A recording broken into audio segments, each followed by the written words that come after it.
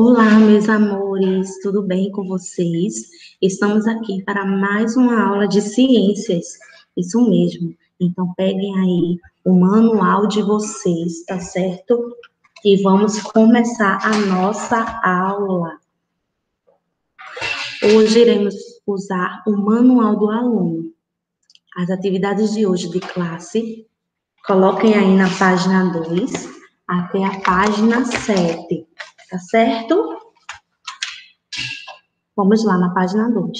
E na página 3, vocês estão vendo aí, né? Que a turma foi do Mundo Mágico, foram visitar o Jardim Botânico, tá certo? Na cidade de onde eles moram. E observando aí, existem várias plantas, não é? Então, assim, vocês aí já visitaram o Jardim Botânico? Quem aí já visitou? Então, tudo bem.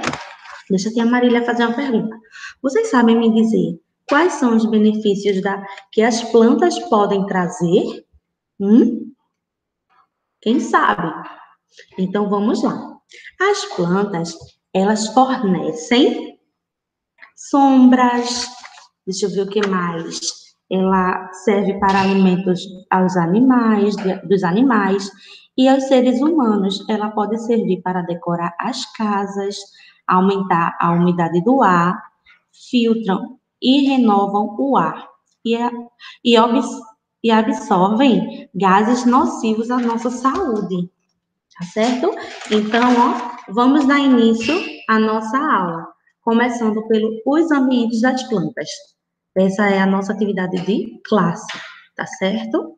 Então, assim, Marina, maravilhada com a diversidade de plantas do Jardim Botânico, fez uma pergunta à professora Cláudia. Aí, Marina perguntou: as plantas vivem em que tipos de ambientes, professora? Então, a professora Cláudia respondeu desse jeito a ela, explicou. Marina explicou a Marina que as plantas podem viver em diversos ambientes e que precisam de água, de luz, calor, sais minerais e alguns componentes presentes no ar para crescer e se desenvolver. No entanto, as condições para as suas sobrevivências, a sobrevivência das plantas, variam de acordo com o lugar. Há ambientes que são mais quentes e secos e outros mais úmidos Então, observem aí, gente, a imagem.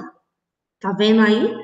Então, temos o cacto e temos a Vitória régia. Estão vendo aí? Então, essas duas plantas, elas vivem em ambientes quentes e secos, e as outras em ambientes úmidos, tá certo?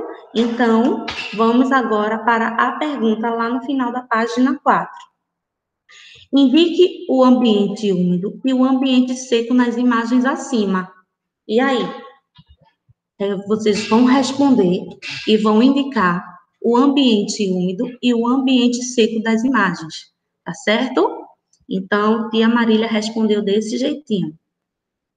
O ambiente seco é a planície de sal e o ambiente úmido é onde estão as Vitórias régias, tá certo? Então, ó, essa é a resposta da página 4, tá certo? E a Marília respondeu do jeito dela, e vocês irão responder do jeitinho de vocês, tá bom? Então, vamos lá, na página 5. Vocês vão trocar ideias aí com os responsáveis de vocês, tá certo? Porque as plantas conseguem sobreviver em ambientes diversos. Então, você vai registrar aí a sua conclusão, tá certo? Então, tá? E a Marília colocou a resposta dela. As plantas possuem adaptações que permitem sobreviver em diferentes locais, tá certo? E as plantas têm a capacidade de sobreviver em diferentes locais, porque possuem adaptações específicas em sua estrutura, como as que você viu nas imagens da página anterior. As plantas que vivem na terra possuem longos caules para captar a luz solar. Já as plantas que vivem na água têm suas folhas achatadas para se manterem na superfície, tá certo? Então, no quarto quesito, você vai anotar aí a diferença existente entre as plantas mostradas nas imagens da página anterior. Então, ó, os cactos, eles crescem na terra e as vitórias régias, eles crescem aonde? Na água. Muito bem, gente. Então, ó, vamos continuar, tá certo? As plantas com as folhas que armazenam água, ainda na página 5, tá certo? As plantas com as folhas que armazenam a água com os cactos estão adaptadas a ambientes quentes e sem chuva. Esse vegetal precisa de pouca água e pode ficar exposto ao sol por um longo tempo, sem que isso prejudique o seu desenvolvimento. Além disso, o fato de os cactos possuírem espinhos os ajudam a perder pouca água para a transpiração, tá certo? Já as plantas com raízes abundantes absorvem maior quantidade de água e de nutrientes do solo, como é o caso da jacarandá e de outras árvores de grande porte. Outras plantas, como a videira, vocês estão vendo aqui, ó, essa aqui, ó, é a videira, tá certo? Ela possui gavinhas que ajudam em sua fixação e lhe permitem alcançar alturas maiores para receber mais luz solar. Vocês sabem o que é gavinhas? Apêndice presente em certas plantas por meio do qual estas se agarram a outras plantas ou mesmo a estruturas próximas, como muros, paredes e troncos. Então, isso é gavinha, tá certo, gente? Então, vamos agora para a página 6, tá bom? Atividade de classe ainda, tá? A videira que produz as uvas é um tipo de planta que se fixa a outras plantas ou estruturas por meio de gavinha. Você já viu alguma planta com essa característica? E aí? Se sim, você vai colocar aí, tá certo? E quais foram as plantas que vocês já viram? Tia Marília colocou duas aqui, tá certo? Então, essa é a resposta de Tia Marília. Tia Marília colocou o maracujá e o feijão, tá certo?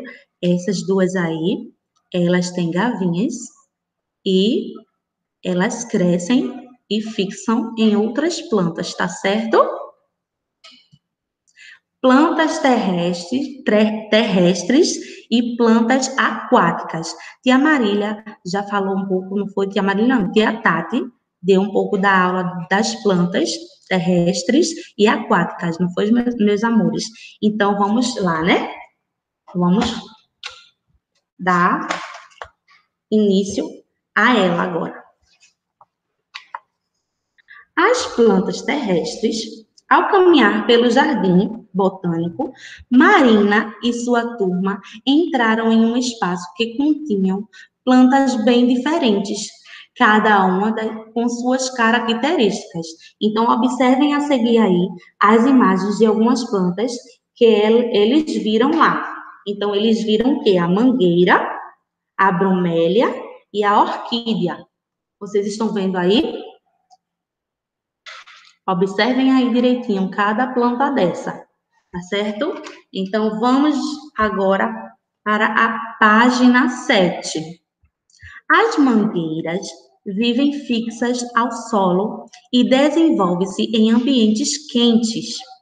A bromélia e as orquídeas vivem sobre rochas ou usam outras plantas como suporte para obter mais luz, umidade e nutrientes. Elas não são parasitas, pois não retiram de forma alguma nutrientes ou águas das plantas que usam como suporte. Então, parasita em biologia, parasita é um organismo que vive às custas de outro organismo, obtendo dele alimento e não raro, causando-lhe danos, tá certo? Então, no sétimo quesito, de acordo com o que você leu acima, pode-se dizer que as mangueiras, as bromélias e as orquídeas são plantas que vivem na terra, elas são terrestres ou na água, que são aquáticas. Então, e aí, vocês acham que é terrestres ou aquáticas essas plantas? Quem respondeu que são plantas terrestres está de parabéns, tá certo? E no oitavo quesito, que plantas terrestres você conhece? Você vai escrever pelo menos 3 exemplos de plantas terrestres, tá certo? Então, tia Marília colocou aqui como uma resposta pessoal e você vai estar aí respondendo do seu jeitinho e quais plantas você conhece, tá certo, meus amores? E agora, observe estas outras plantas que foram vistas pela turma de Marina. Tem aí a ninfeia e a água-pé. A ninfeia e a água-pé vivem em rios e lagos. Na superfície ficam as folhas e as flores. Já as raízes ficam embaixo d'água. Além dos rios e lagos, muitas plantas também podem viver em pântanos, como a íris do pântano e o jacinto d'água. Em manguezais, como o mangue velho e o mangue branco. E até mesmo no mar, como as águas. Então, aí, ó, temos algumas plantas que vivem na água, tá certo? Então, o que é pântano? Vocês sabem o que é pântano? Pântano é um terreno alagado com água parada. E manguezal, desculpa. E manguezal é uma zona úmida de transição entre os ambientes terrestres e marinhos. Entenderam, gente?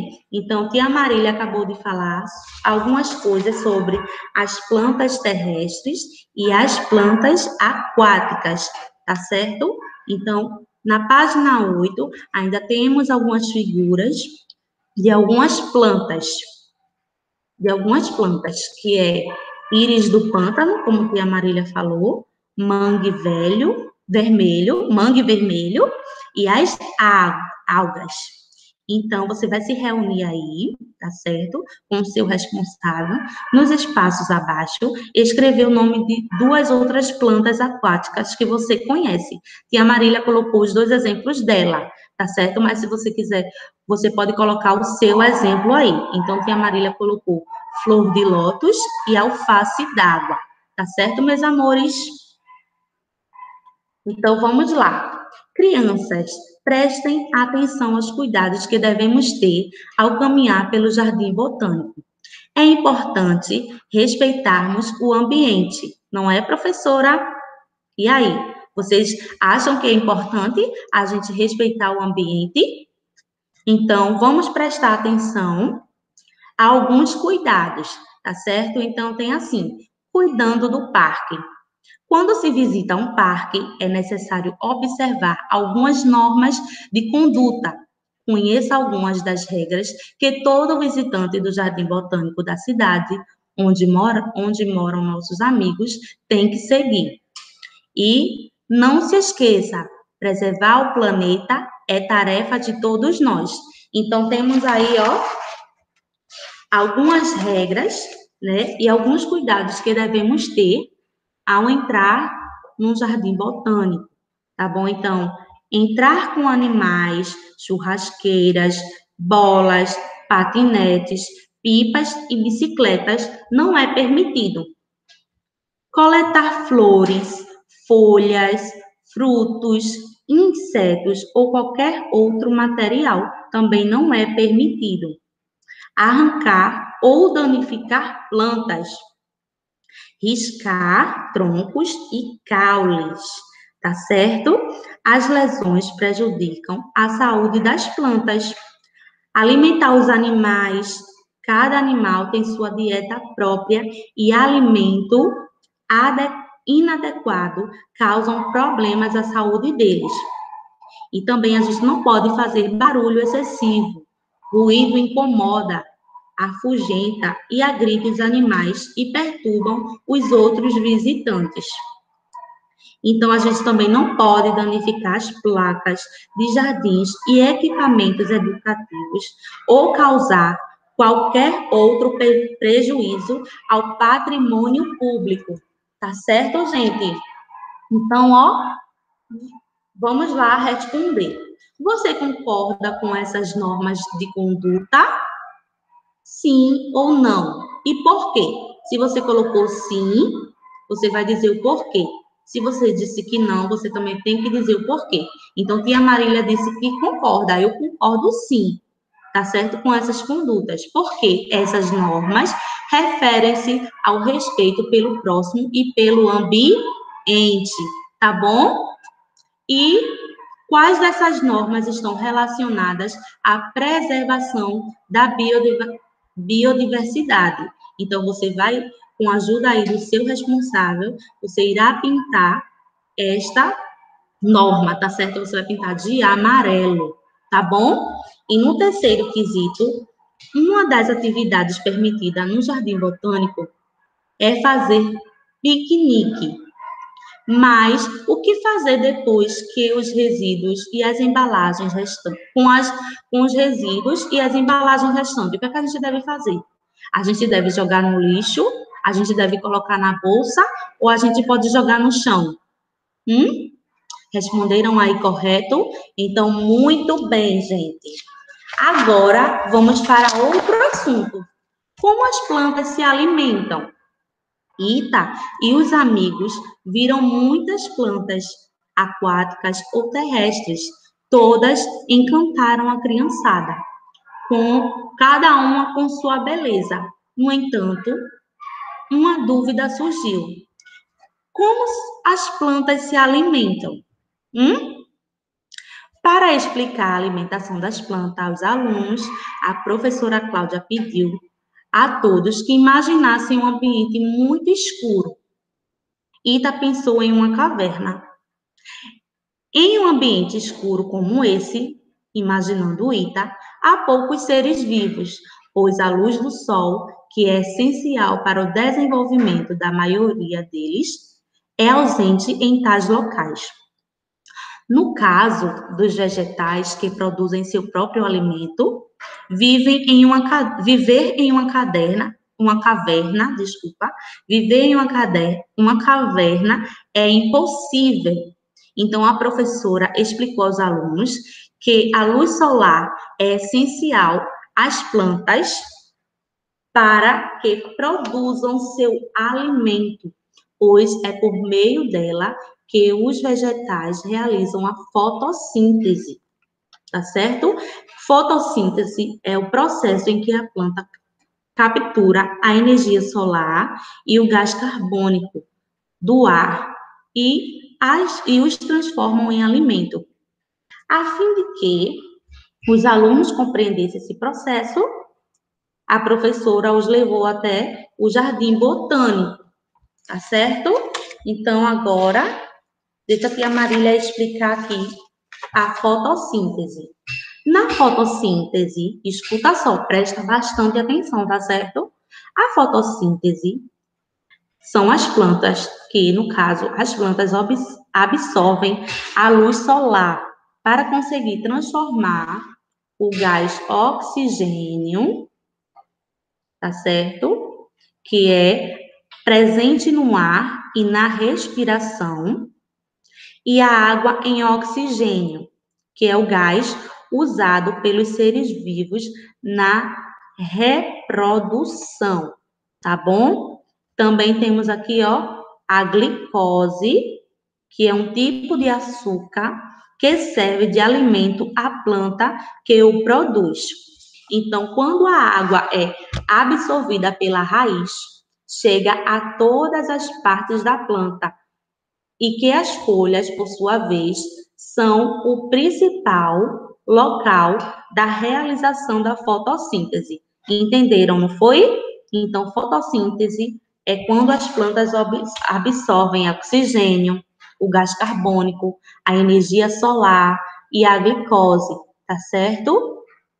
Então, vamos agora à atividade de casa. Tá bom, gente? Que a Marília vai colocar aqui a atividade de casa para vocês.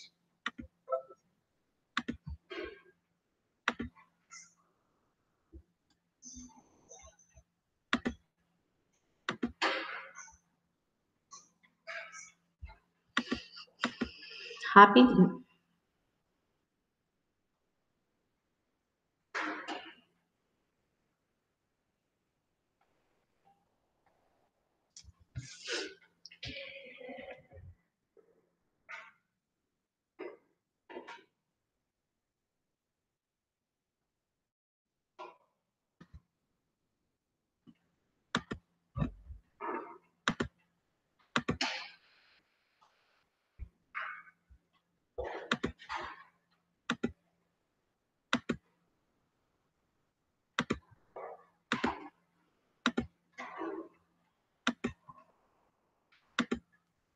Vamos lá?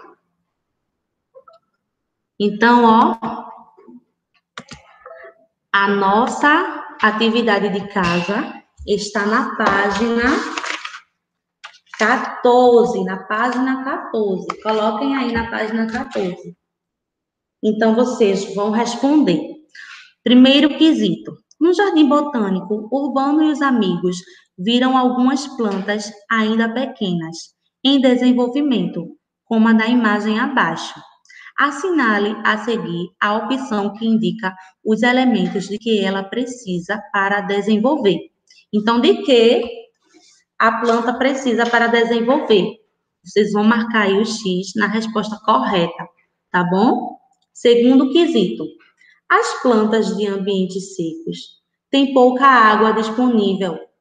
Por isso, para sobreviver, muitas delas apresentam gavinhas, raízes ou folhas espessas que armazenam água. Você vai marcar aí a resposta correta, tá bom? Terceiro quesito.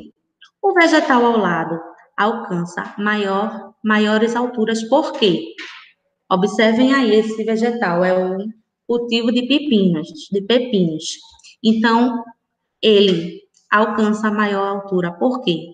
É pela raiz, gavinhas ou espinhos. Então, você vai marcar aí o X, tá certo? E no quarto quesito, Anita e os amigos adoraram passear no jardim botânico da cidade. Lá, eles puderam observar plantas terrestres e aquáticas. Leia a descrição a seguir e, de acordo com o ambiente mencionado, escreva o nome do tipo de planta em que cada item se refere. Então, aqui tem uma planta na letrinha A. Esse tipo de planta desenvolve-se de maneira fixa em solos ou rochas. Um exemplo dele é a samambaia. Então, essa é a samambaia. Ela é uma planta terrestre ou uma planta aquática. Então, você vai responder aí, tá bom? Na página 15. Página 15. Esse tipo de planta pode viver em ambientes úmidos ou com grande quantidade de água, como rios e lagos. Um exemplo dele é a flor de lótus. Então, a flor de lótus, ela vive no ambiente terrestre ou aquático. Então, você vai responder aí, tá bom? E agora, no quinto quesito, veja o esquema do processo da fotossíntese e preencha as lacunas com os elementos necessários para que esse processo ocorra. Então, você vai escrever aí o processo da fotossíntese que tia Marília explicou na nossa atividade de classe, tá certo? E em poucas palavras, você vai explicar como funciona o processo de fotossíntese e qual é a sua finalidade, tá bom? Então, essa é uma atividade também, tá bom? Bem interessante. Então, você vai responder aí, tá bom? Agora, vamos para a página 16 e última de casa hoje. Sexto quesito. Leia cada descrição a seguir e assinale a resposta correta. Letrinha A. Sou uma planta terrestre, posso atingir até 30 metros de altura. As minhas folhas medem de 15 a 40 centímetros e quando estou madura, elas ficam de coloração verde escura. Minhas flores são pequenas e meu fruto é arredondado. Posso apresentar as cores verde, amarela ou vermelha. A polpa do meu fruto geralmente é amarela e dentro dele existe um caroço. Vivo fixo ao solo e adoro ambientes quentes. Quem sou eu? É a bromélia, a mangueira ou cajueiro? Então, você vai responder aí com X a resposta correta. Letrinha B.